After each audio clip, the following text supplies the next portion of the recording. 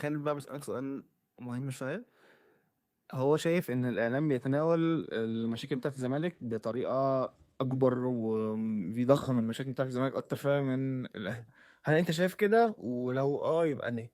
بص، هتكلم عن نفسي. يعني انا هتكلم عن نفسي. انا ما المشاكل اللي بتيجي قدامي انا كابراهيم بتكلم فيها كلها.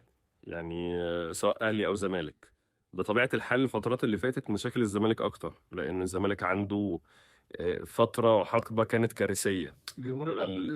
الفتره دي خلفت آه، تركه مليانه مشاكل، تركه مليانه مصايب. فالمجلس ده كل شويه، مفيش اسبوع تقريبا اسبوعين بيعدي لما تلاقي غرامه، ايقاف قيد، مش عارف مين اشتكى، مين راح، مين جه.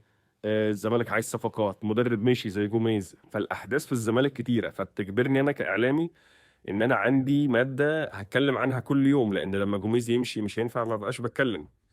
لما يبقى في مثلا مشكله، مثلا مستحقات، هتكلم. لما يبقى في غرامه او ايقاف قيد طبيعي هتكلم. على الجانب الاخر في الاهلي بتكلم عن نفسي انا.